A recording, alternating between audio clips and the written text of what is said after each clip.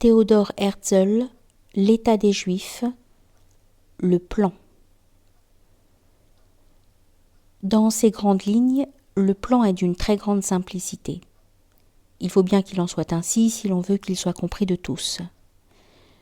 Que l'on nous donne la pleine souveraineté sur une parcelle suffisante de la surface du globe, de manière à satisfaire les besoins légitimes de notre peuple. Nous nous occuperons de tout le reste. La création d'une nouvelle souveraineté n'a rien de ridicule ou d'impossible. Ne l'avons-nous pas vécu à notre époque, chez des peuples qui ne sont pas comme nous, formés de classes moyennes, mais qui sont des peuples plus pauvres, sans culture et donc plus faibles? Les gouvernements dans les pays desquels sévit l'antisémitisme seront très intéressés à nous procurer la souveraineté. Pour réaliser cette tâche dont le principe est simple, mais l'exécution compliquée, il faudra créer deux grands organes, la Society of Jews et la Jewish Company.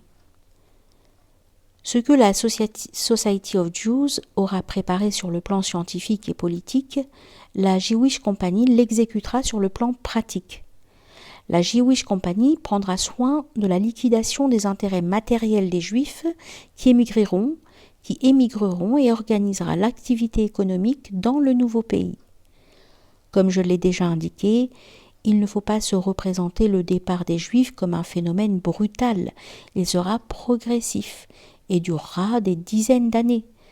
Ce sont les plus pauvres qui partiront d'abord et qui défricheront le pays.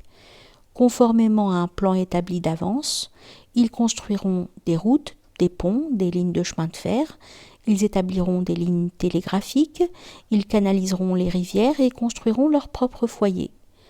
Leur travail créera une circulation de biens, cette circulation de biens établira un marché et ceux-ci attireront de nouveaux colons. Car chacun viendra librement à ses risques et périls. Le travail que nous investirons dans la terre augmentera la valeur du pays. Les Juifs comprendront bientôt qu'il y a là un nouveau champ d'action pour leur esprit d'entreprise, si haï et méprisé jusque-là. De nos jours, il n'est pas question d'établir un pays selon la seule méthode en vigueur il y a 1000 ans. Il serait insensé de revenir à des formes de civilisation complètement périmées, comme le souhaitent certains sionistes. Si l'on voulait débarrasser un pays de ces animaux sauvages, on n'agirait plus à la manière des Européens au Ve siècle. Qui songerait à attaquer les ours individuellement à la lance? Il est clair que l'on organiserait une joyeuse chasse de grande envergure, que l'on rabattrait les bêtes ensemble et qu'on les tuerait en jetant une bombe de mélinite sur elles. Pour construire des maisons, nous ne planterons pas des pauvres huttes au bord de la mer, nous construirons comme on le fait aujourd'hui. Nous construirons de façon plus hardie et plus grandiose que ce qui se fait jusqu'à présent, car nous disposons de moyens qui n'ont jamais existé jusqu'à maintenant. Les couches les plus pauvres seront rejointes peu à peu par celles qui sont juste au-dessus d'elles. Celles qui sont au désespoir partiront les premières. Elles seront menées par nos intellectuels des classes moyennes, que nous produisons en surnombre et qui partout sont persécutés. La question de l'émigration des Juifs est donc mise à l'ordre du jour par le présent écrit. Mais cela ne signifie nullement qu'il faille procéder à un vote. La cause en serait perdue par avance. Ceux qui ne sont pas intéressés resteront ici. L'opposition de certains individus m'est indifférente. Que ceux qui veulent partir avec nous se rangent derrière notre drapeau et se battent pour lui par la parole, par la plume, par l'action. Les Juifs qui acceptent notre idée d'État formeront la Society of Jews. C'est ainsi que celle-ci acquérera face au gouvernement le pouvoir de parler et de négocier au nom des Juifs. Pour utiliser une analogie du droit international, la Society sera reconnue comme un État en formation. Ainsi, l'État serait déjà créé. Dès que les puissants se montreront disposés à accorder au peuple juif la souveraineté sur un territoire neutre, la Society négociera au sujet du territoire à acquérir. 2 régions peuvent être envisagées. La Palestine et l'Argentine.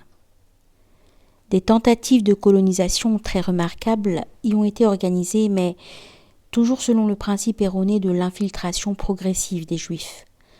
L'infiltration aboutit toujours à un échec. En effet, régulièrement sous la pression des populations qui se sentent menacées, le gouvernement est amené à interdire l'immigration des Juifs. L'immigration n'a de sens que si elle est établie sur une souveraineté qui nous est garantie. La Society of Jews négociera avec les souverains actuels des territoires. Elle le fera sous l'égide des puissances européennes si celles-ci nous sont favorables. Nous sommes en mesure d'offrir aux souverains actuels des avantages énormes. Nous pouvons prendre à notre compte une partie de la dette publique, construire des routes dont nous avons besoin et bien d'autres choses encore. D'ailleurs, le simple fait de la création de l'État des Juifs ne peut être que bénéfique pour les États voisins, car que ce soit en grand ou en petit, la culture d'une région contribue à accroître la valeur des territoires limitrophes.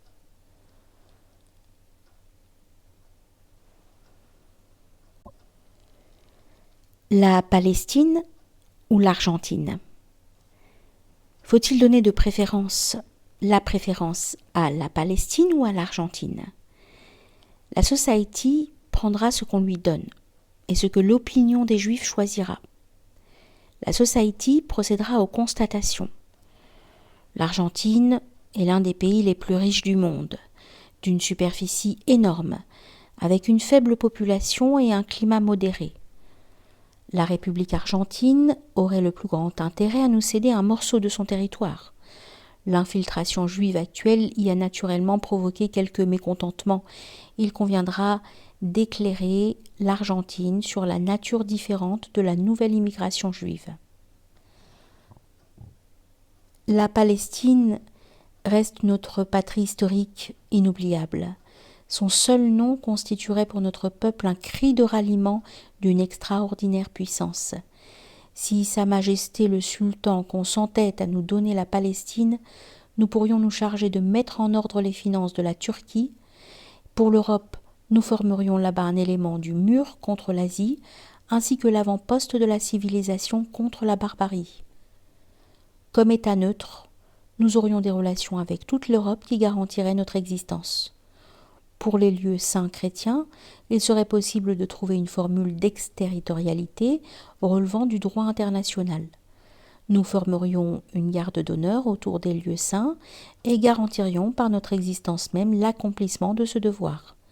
Cette garde d'honneur serait le grand symbole de la solution de la question juive après 18 longs siècles de souffrance.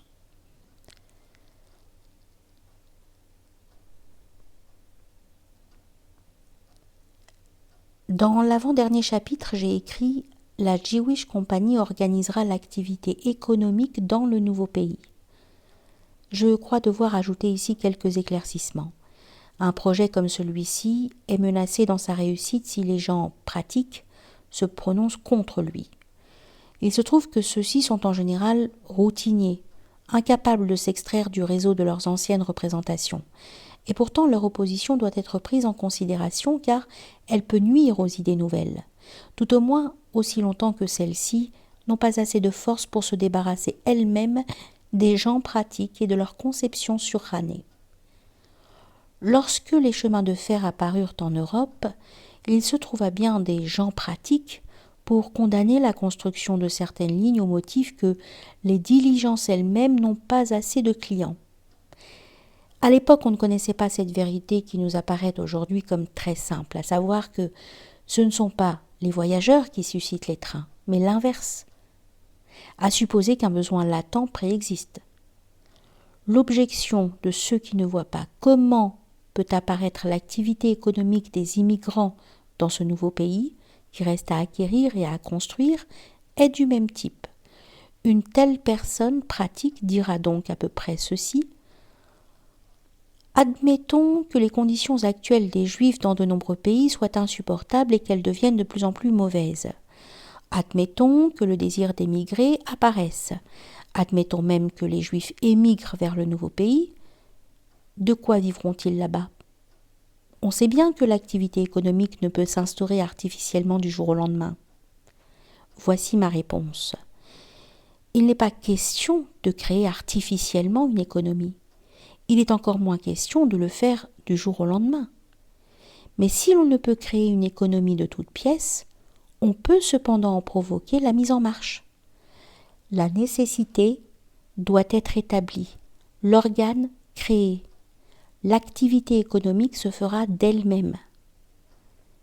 Si la nécessité des Juifs de parvenir à de meilleures conditions de vie est réelle et profonde, si la Jewish Company, cet organe qui reste à fonder pour prendre en charge cette nécessité, est assez puissante, l'activité économique dans le nouveau pays se mettra en place d'elle-même.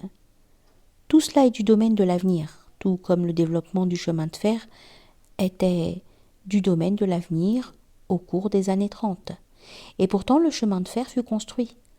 Heureusement, les réserves exprimées par les hommes pratiques de l'époque des diligences ont pu être surmontées.